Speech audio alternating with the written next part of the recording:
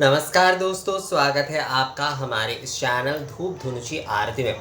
दोस्तों, एक भाई ने मुझसे पूछा है कि दादा क्या भगवान शिव को जो है हम शरबत का भोग लगा सकते हैं? अगर बहुत सारे दूसरे प्रकार के आयोजन आदि नहीं कर पा रहे हैं तो क्या केवल शरबत का भोग लगाकर हम पूजन कर सकते हैं या नहीं?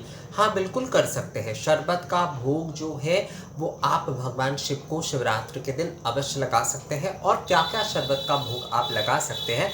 इसे पानीय कहा जाता है, यानी कि जो इसे पेय कहा जाता है, जो पानी के तौर पर तरल पदार्थ होते हैं। ये तरल तरह के जो भोग होते हैं उसे पानीय कहा जाता है। तो शरबत आदि जो है वो भोग में दिया ही जाता है और भगवान शिव को तो बहुत प्रिय है। अगर आप शरबत का भोग जो है वो लगाते हैं, कई जगह पर आप देखेंगे, कई सारी जगह पर जहाँ पर शिव पूजन बहुत बड़े तौर पर आयोजन किए जाते हैं तो उन्हें भोग आदि के साथ जो है ना अलग तरीके से जो है उन्हें ये शरबत आदि ये सब कुछ दिया जाता है।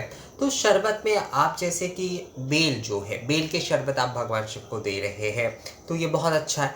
बेल गुड़ या फिर बेल के साथ मिश्री आदि के साथ आप जो है भगवान शिव को शरबत दे सकते हैं। बेल और मिश्री के साथ जो है आप भगवान शिव को, उसे बेल का शरबत कहा जाएगा। देखिएगा, वो जो पक्के वाले पीले रंग का बेल मिलता है उसके साथ और मिश्री के साथ जो है उसका घोल आदि बनाकर जो है, मतलब शरबत बनाकर, घोल हमारे यहाँ पर कहा जाता है क्योंकि उसे घोला जाता है मिश्री के पानी में जो है या फिर गुड़ में भी जो है बेल के जो चीज़ें हैं ना उसे घोल कर उसे छान लिया जाता है और उसका शरबत बनाकर जो है भगवान शिव को अर्पण कर दिया जाता है।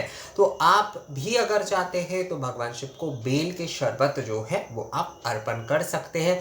मिश्री के शरबत जो है, मिश्री और जल आदि के साथ जो है, उसके साथ साथ कई लोग जैसे गुलाब जल आदि का भी इस्तेमाल करते हैं, उस प्रकार से भी लौंग आदि का भी इस्तेमाल करते हैं। तो इस प्रकार से भी जो है आप भगवान शिव को मिश्री के शरबत जो है वो भी आप भोग के तौर पर दे सकते हैं। उसके साथ साथ बताशे का जो शरबत है, बताशा भिगो कर रखिए, उसका शरबत जो है वो आप भगवान शिव को दे सकते हैं। गुड़ के शरबत जो है वो आप भगवान शिव को दे सकते हैं। और गन्ने के रस का शरबत अगर देना चाहे तो वो भी आप भगवान शिव को दे सकते हैं।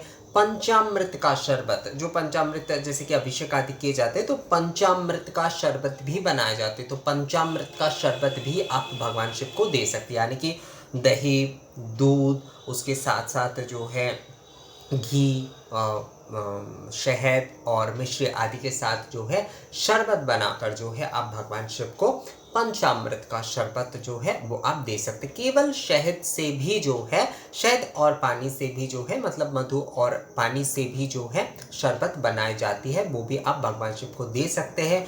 नारियल के जल में शहद मिलाकर वो आप दे सकते हैं भगवान शिव को। नारियल के जल में जो है मिश्री मिलाकर भी आप भगवान शिव को दे सकते हैं। केवल जो कच्चे जो नारियल होते हैं वो भी आप भगवान शिव को जो है वो दे सकते हैं, जिसे डाक कहा जाता है, वो भी जो है आप भगवान शिव को दे सकते हैं। नारियल के पानी अगर आप दे रहे हैं तो हमेशा याद रखिएगा, नारियल के पानी जो है कभी भी आपको जो है ना किसी धातु वाले बर्तन में नहीं देना चाहिए, चाहे वो पीतल का हो, तांबे का हो, वो नहीं देना चाहिए। क्योंकि इन सारे पात्रों में नारियल के पानी देने से वो एक दूसरे प्रकार की पूजा में, जिसे कि कारण कहा जाता है, मदिरा के तौर पर जो है, असल में बहुत सारे लोग, आप लोग कहते हैं ना कि मदिरा आदि का इस्तेमाल जो है पूजा में, तो मदिरा इस प्रकार से एक्चुअली बनाया जाता है नारियल के जल से और ताम्र पात्र में नारियल के जल से और अदरक के कई सारे टुकड़ों आदि के साथ जो है ना वो बनाकर जो है, जो तंत्र की कुछ पूजा में जो मदिरा आदि का इस्तेमाल किया जाता है, काली पूजा आदि कई समय जो है जहाँ पर मदिरा का इस्तेमाल होता है वहाँ पर इस प्रकार से मदिरा, इसे कारणवारी कहते हैं। कारणवारी यानी कि मदिरा जो है इस प्रकार से प्रस्तुत करके ही दिया जाता है। जो बाजार में मिलने वाले जो मदिरा आदि है आजकल तो बहुत सारे लोग उसका प्रयोग करते हैं, पर वो सही नहीं है, वो असल में निषेध है। इस प्रकार से जो है मदिरा आदि बनाकर ही जो है उसका पालन किया जाता है। नियम विधि जो होता है मदिरा प्रदान आदि का, उसका नियम पालन किया जाता है। तो नारियल के पानी आपको कभी भी जो है ताम्र पात्र में या फिर पीतल आदि के पात्र में नहीं देना। मतलब आप कभी भी जो है आप जो पत्थर के ग्लास होते हैं आप उसमें दे सकते हैं, ज़्यादा से ज़्यादा अगर आपके पास दूसरी चीज़ें नहीं है तो कम से कम आप जो है जो आपके पास जो कांच के ग्लास है उसमें भी आप दे सकते हैं। पर कभी भी जो है ताम्र पात्र में या फिर जो है पीतल के पात्र में मत दीजिएगा। अगर क्योंकि पत्थर का जो वाइट मार्बल का ग्लास आजकल मिल जाता है, ऑनलाइन भी मिल जाता है, तो उसमें अगर आप देते हैं तो सबसे ज़्यादा सही होता है। पर वो अगर आपके पास नहीं है, सभी के पास ना भी हो सकता है, तो वहाँ पर मैं बोल रहा हूँ कि नए वाले जो कांच के ग्लास है उसमें भी आप ये प्रदान कर सकते हैं। केवल शहद के साथ जैसे कि जल मिलाकर भी जो है आप भगवान शिव को शहद का शरबत जो है वो भी आप प्रदान कर सकते हैं। गन्ने के रस जो है वो भगवान शिव को बहुत प्रिय है, तो वो आप दे सकते हैं। और इसके साथ साथ जो है दोस्तों कई जगह पर जैसे कि विजया का शरबत दिया जाता है, जो भांग का जो शरबत होता है वो भी भगवान शिव को बहुत प्रिय होता है। तो पंचामृत आदि के साथ जो है, पंचामृत आदि के साथ जो है आप जो है जो पंचामृत मतलब मान लीजिए दूध हो गया, उसमें दही हो गया, उसमें जो है शहद हो गया, उसमें घी हो गया और मिश्री आदि, ये सब कुछ देने के बाद जो है उसमें भांग जो है, भांग के जो पत्ते जो है वो मिलाकर वो शरबत बनाई जाती है। वो भांग का शरबत होता है, वो भगवान शिव को बहुत प्रिय होता है। पर हाँ, आप लोग उसे जो है मतलब प्रसाद के तौर पर खाने से पहले थोड़ा समझ लीजिएगा, क्योंकि बहुत सारे लोग वो चढ़ाते हैं उसके बाद खा लेते हैं, पर उसके बाद क्या होता है वो नहीं जानते। तो आप जो है भगवान शिव को जो है भांग का शरबत भी चढ़ा सकते हैं, पर ये खुद सेवन करने से पहले थोड़ा बहुत सोच लीजिएगा। आप बिंदु मात्र ले सकते हैं, मतलब मान लीजिए कि एक आचमनी में आप उठाकर सभी लोग ले ही सकते हो, उसमें समस्या नहीं है। पर पूरा सेवन करने से पहले थोड़ा सोचना चाहिए इस विषय को। मैं पहले ही ये सावधानी कर रहा हूँ क्योंकि बहुत सारे लोगों को मैंने देखा है। देखिए मेरे घर पे जो है ना 70 साल से शिव पूजा का आयोजन किया जाता है। भगवान शिव के लिंग जो है हमारे घर में प्रतिष्ठित है, मतलब हमारे परिवार में असल में जो है भगवान शिव की पूजन होती है। और वहाँ पर साबूदाने का भोग, इस प्रकार का जो सिद्धि कहा जाता है, भांग को हमारे इस तरफ सिद्धि यानी कि विजया कहा जाता है। असल में भांग हो, सिद्धि हो, विजया हो, ये एक ही प्रकार का होता है।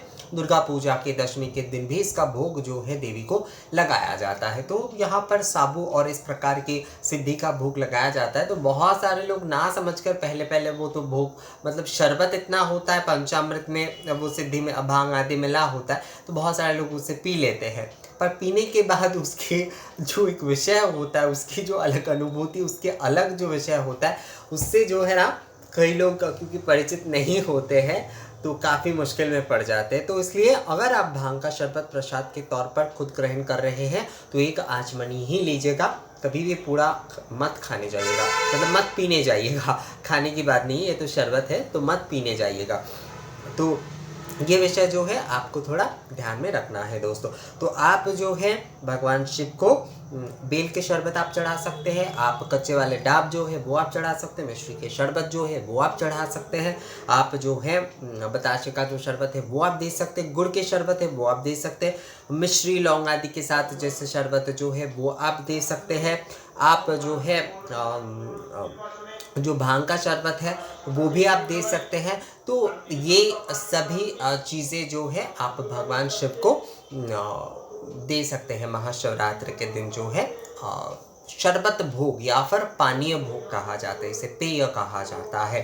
तो जो लोग बहुत सारे दूसरे चीज़ों का आयोजन नहीं कर पा रहे हैं, फल आदि का या फिर दूसरे प्रकार की कई सारी चीज़ों का आयोजन नहीं कर पा रहे हैं, कोई 4 प्रहर की ही पूजा कर रहे हैं और उसमें शायद बहुत बड़े तौर पर वो इन सारी चीज़ों के आयोजन नहीं कर पा रहे हैं, तो कोई बात नहीं, आप जो है इन शरबत में से ही 1 या 2 शरबत बनाकर जो है, मान लीजिए एक आपने भांग का शरबत चढ़ा दिया, और मैं भांग के बारे में बार बार कह रहा हूँ क्योंकि बाबा को भांग का शरबत दिया जाता है। भांग का शरबत हो गया, असल में ये जो है ना ये औषधि होता है। ये भांग के साथ कई सारे और भी औषधि, जड़ी बूटी आदि का भी मिलाया जाता था, कई जगह पर अभी भी दिया जाता है।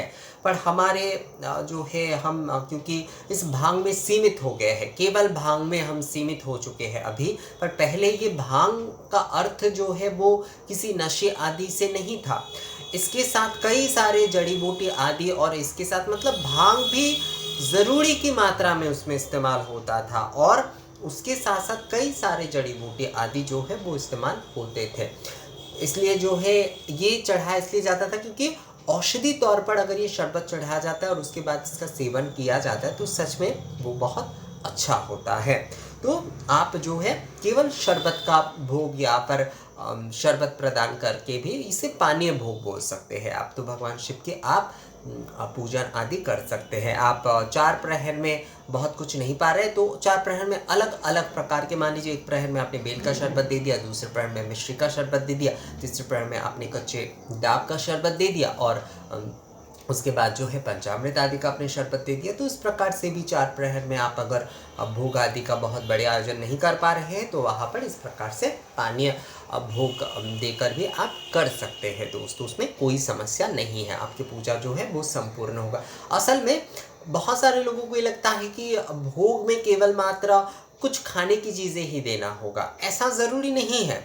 आप जो है मान लीजिए हम जो औषधि धूप नैवेद्य आदि दे रहे हैं तो उसमें भी औषधि धूम्र रूप में हम दे रहे हैं। तो नैवेद्य क्योंकि हमें कहा जा रहा है तो आप नैवेद्य आपको देना है वहाँ पर, मतलब कुछ ऐसे वस्तु जो कि आपको निवेदन करना है और उसका आप कण मात्र जो है प्रसाद के रूप में आप ग्रहण कर सके, इस प्रकार से जो है मतलब ऐसे वस्तु जो है वो देना होगा। वो आप पेय के तौर पर दे सकते, यानी कि पानी के तौर पर दे सकते, आप जो है भोग आदि के तौर पर दे सकते, केवल घी आज्य नैवेद्य जो है वो आप दे सकते हैं, केवल शहद जो है वो आप दे सकते, केवल मिश्री दे सकते, केवल जल भी दिया जाता है दोस्तों, और धूप आदि नैवेद्य आदि जैसे औषधि आदि जो है वो भी दिया जा सकता है। तो हर प्रकार के नैवेद्य जो है वो आप बाबा को दे सकते हो, उसमें कोई समस्या नहीं है।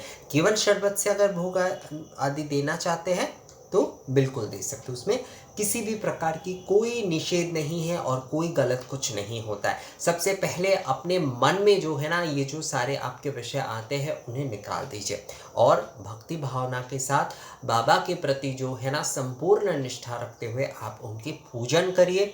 उन्हें जो है आप बहुत थोड़े से, भगवान शिव वैसे भी आशुतोष है, बहुत कम चीज़ों में प्रसन्न हो जाते हैं। तो आप उन्हें शरबत दे रहे हैं या फिर क्या कुछ दे रहे हैं ये कोई बहुत बड़ी बात नहीं है। आप उन्हें जो कुछ दे रहे हैं वो मन से दे रहे हैं, शिवमय होकर दे रहे हैं, तो बाबा ऐसे ही सब कुछ ग्रहण कर लेंगे। एक बिल्वपत्र ही आप क्यों ना चढ़ा दे, उससे ही बाबा संतुष्ट हो जाते। तो ये वीडियो आप लोगों को कैसा लगा दोस्तों मुझे कमेंट्स करके ज़रूर बताइएगा। तो मिलते हैं आपसे अगले वीडियो में, तब तक के लिए नमस्कार।